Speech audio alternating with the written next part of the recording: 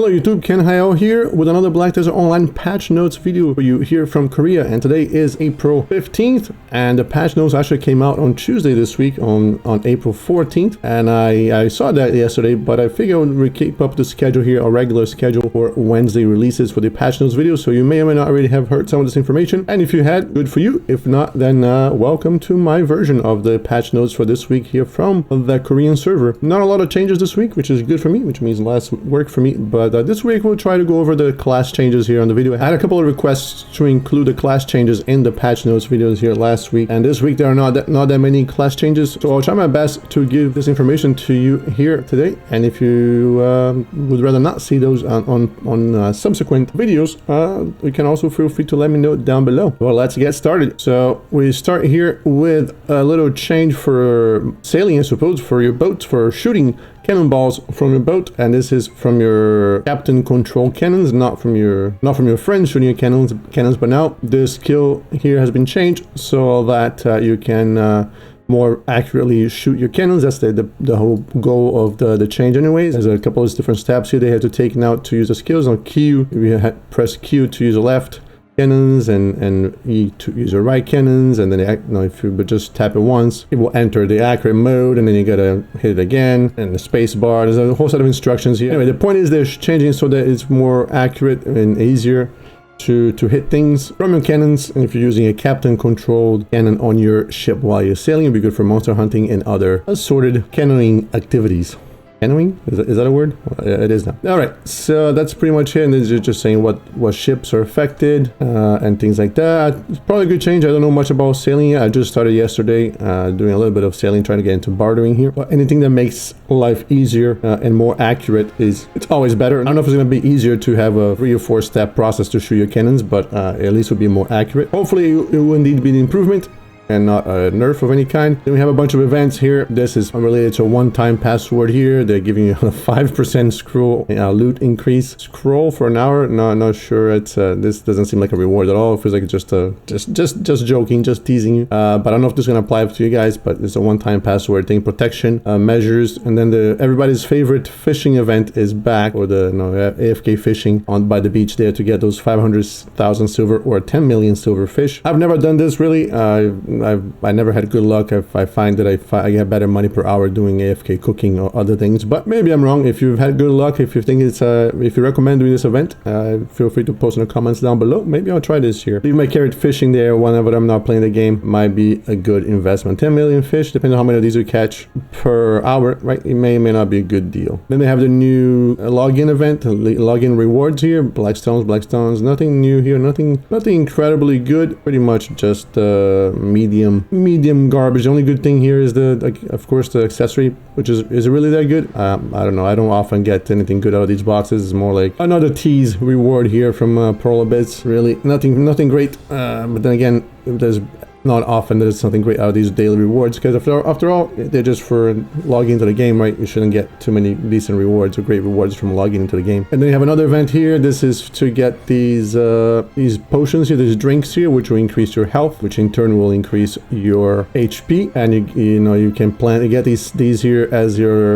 your reward menu, on your Y menu, and then you can plant these seeds to get the fruit of the sun. I believe this is fruit of the sun, and then you can combine the fruit of the sun with these here, and then you can make these juices, and then you can go ahead and increase your health. And then you have here, starting today, actually is the 15th, so today we have apparently a 24-hour grinding bonus here, which I'm gonna try to take advantage of. Maybe tonight should be the night for me to try to get to 62, so I can get my beautiful Kaposha earring, even though I'm 80% away or 70% away from getting there. Maybe I can get 70% XP in a 3-hour stream tonight. Probably not. Kind of interesting. They're only doing it for 24 hours apparently. I'm not sure what the point of that is. And then the second event here, we're getting, I don't know if you guys are going to get this, because I believe this is to do with the elections that are going on in Korea here, but you get to choose this is a buff for gathering mastery, plus 100 mastery and plus 20 experience, 20% experience received. And this is an option for combat. You get these bonuses, 200 experience and 200 skill point experience while grinding. You get these on your Y reward as well once a day. You get 3 of them per day. And then moving on here to the class change changes, starting with this first change here that says that everybody, now when you level up, you're going to release an attack so that you can hit the monsters and not get attacked while you're leveling up. You have the, whenever you level up, you have the leveling up position there, the little jump in the air, celebratory jump in the air there, and you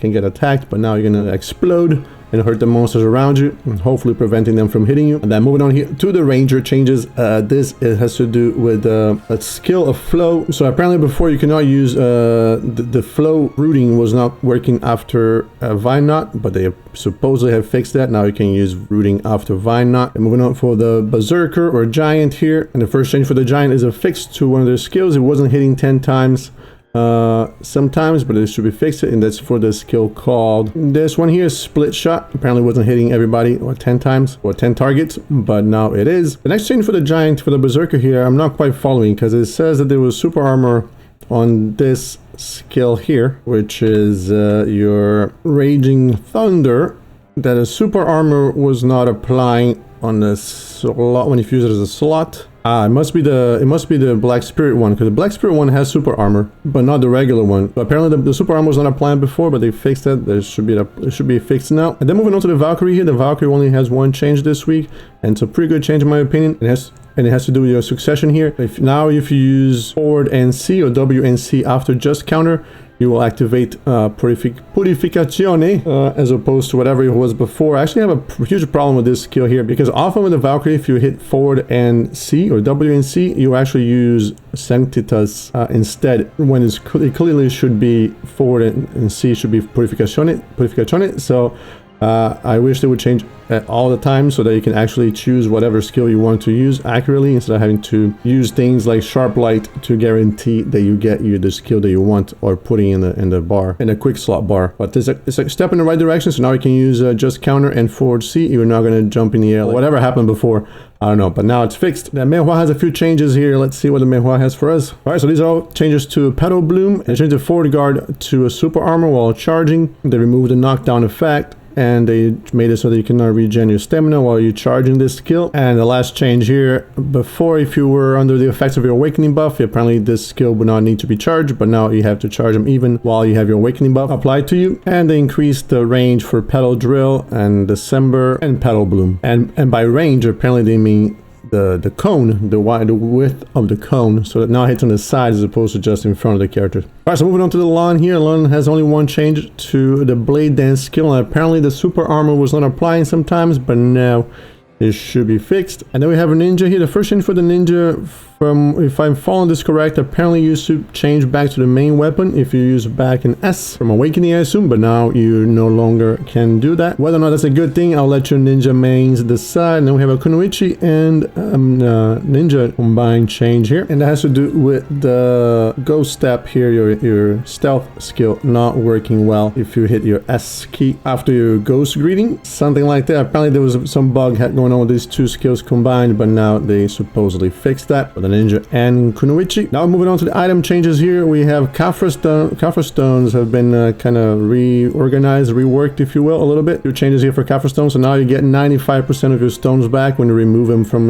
equipment that you had previously put them into, as opposed to the previous 85% that you got back. Now it costs 100,000 silver to get it back, as opposed to 1,000 silver to get those Khafras. And then they reduce the number of Khafras needed from levels 1 to 4 by 20%. So we're going to use 20% less Khafras now to level up your gear from levels 1 to 4. But they specify here that the number of Khafras needed to level 10 remains the same, and this is what they're showing here before and after. So it's just easier for people to get those first four levels if they want to hit the next AP bracket. Sadly, I just sold all my Khafra stones, all my almost 1,000 Khafra stones, to recover from my enhancement fails from the Monday stream. So now I can't even take advantage of that. Another interesting note here on next week, they are planning right now, they're gonna keep an eye on this, but apparently they're planning on increasing the AP for Black Star weapons by 1 from 0 from base all the way to 10. They're gonna be increasing your Black Star AP by 1 because it cannot be enhanced by using Khafras. Then they're gonna give a little buff here. Don't know if Black Star weapons needed a buff, but I'll let you guys decide that. And then here they're saying the Black Spirit, not the Black Spirit, the Dim Tree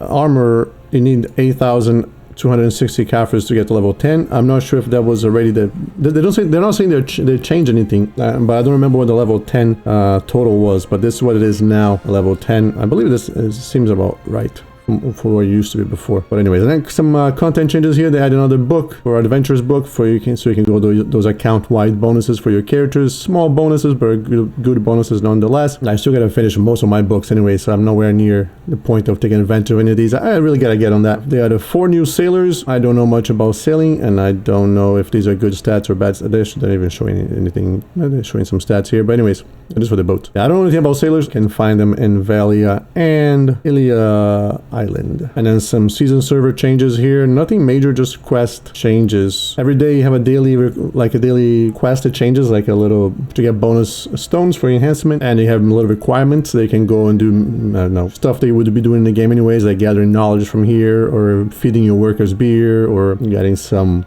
wheat, some stuff like that. Some daily tasks for extra rewards, and they're changing some of these. Not relevant really for you guys. There's some minimal changes here for season server, not addressing any of the issues that I have with it. And then some changes for Odalita here. They're just making it easier for people, or making it easier, I guess, for people to gather the materials for the god armor here. They're adding this thing here. New drop. If you get 100 of them, you can combine them apparently into making one of the actual items that you need to craft the dead god armor, which is something that actually I forgot to mention on my original dead god armor video. And someone was kind enough to point out in the comments in the video, and then I want to address that here. You do need one more item that you get from the new grinding, one of the new grinding areas, the two-man party 270 AP. I think you need to get one of those, and now they give you a secondary way to achieve to get the loot by gathering 100 of these instead of one of the big ones. And then they're revamping the Thorny Forest thing. I'm not really going to get into these